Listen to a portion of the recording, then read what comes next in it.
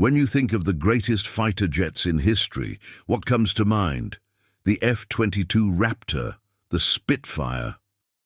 Well, today we're turning back the clock to the Korean War, to a place nicknamed MiG Alley, where one of the most legendary rivalries in aviation history unfolded.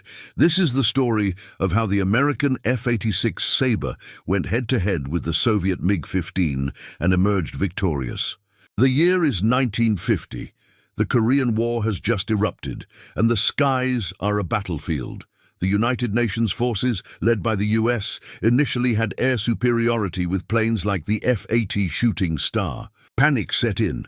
The US Air Force knew they needed an answer, and they needed it fast.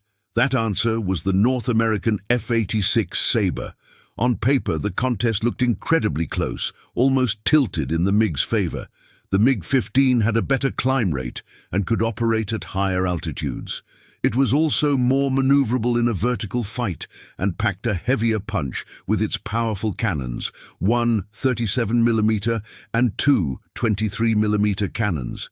In contrast, the Sabre was armed with 650 caliber machine guns, a weapon system that dated back to World War II.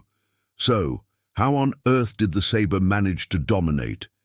The answer lies in a combination of clever design, superior training, and a critical technological edge. Let's break down the Sabre's secret weapons. First, its design. The F-86 had swept wings, just like the MiG, which allowed it to flirt with the sound barrier. But the Sabre had a crucial advantage in a high-speed dive. It was more stable and could handle transonic speeds better than the MiG, which tended to become unstable and difficult to control as it approached Mach 1. This meant Sabre pilots could often escape a dangerous situation by diving away, knowing the MiG pilot couldn't safely follow. But the real game-changer was inside the cockpit. The F-86 was equipped with the A1CM computing gun sight linked to a radar ranging system. This was a revolutionary piece of tech for its time. The pilot would place the pipper on the enemy aircraft, and the radar would calculate the distance. The gun sight then automatically adjusted the aim, showing the pilot exactly where to fire to hit a moving target. MiG pilots, on the other hand, were using a traditional manual gun sight. They had to rely on skill, experience, and guesswork to land their shots. The Sabre's radar gun sight gave its pilots an incredible advantage in accuracy, especially in the chaos of a high-speed dogfight. Another key factor was the pilot's comfort and situational awareness. The Sabre featured a pressurized cockpit and a G-suit, which helped pilots withstand the intense gravitational forces of tight turns. The MiG-15 lacked a G-suit, meaning its pilots would black out much sooner in a high-G maneuver. Furthermore, the F-86 had a bubble canopy, offering excellent all-around visibility. A MiG pilot's view, especially to the rear, was much more restricted. In a dogfight, seeing your enemy before they see you is often the difference between life and death. The Sabre just made it easier for pilots to do their job effectively. So, you have a plane that's more stable at high speeds, has a revolutionary targeting system, and keeps its pilot more comfortable and aware. But the machine is only half the story. The other half is the pilot. Many of the American pilots flying the F-86 were seasoned veterans of World War II. They had hundreds, sometimes thousands, of hours of combat experience. They were masters of aerial tactics and teamwork. They flew in formations of four, using the finger four tactic, where pairs of aircraft would cover each other, providing mutual support. The MiG pilots, while often skilled, were a mixed bag. The best were experienced Soviet pilots, also veterans of World War II. But many others were less experienced Chinese and North Korean aviators.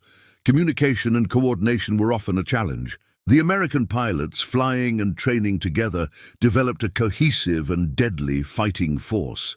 They knew their aircraft's strengths and weaknesses inside and out. They knew to avoid getting into a turning fight at low speed or a climbing contest with a MiG.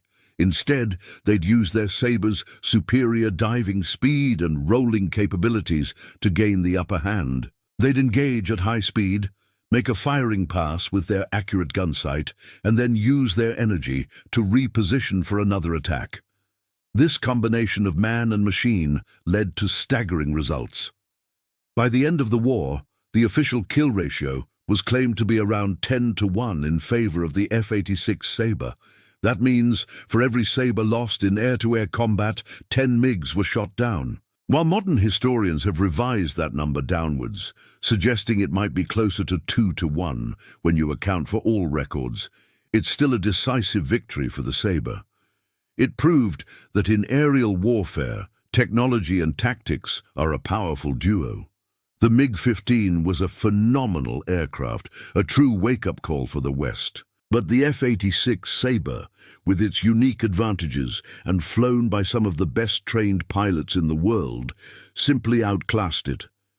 It wasn't just about which plane could fly higher or faster. It was about which plane and pilot combination could more effectively dominate the three-dimensional battlefield of the sky. The legacy of the F-86 and the lessons learned in MiG Alley shaped fighter design and pilot training for decades to come. It was the dawn of the jet age, a brutal and unforgiving classroom in the skies over Korea, where the F-86 Sabre proved its worth and earned its place as a legend of aviation. What did you think of this classic aerial duel? Let me know your thoughts in the comments below. If you enjoyed this journey back in time, please give this video a thumbs up and subscribe for more stories from aviation history. Thanks for watching, and we'll see you in the next one.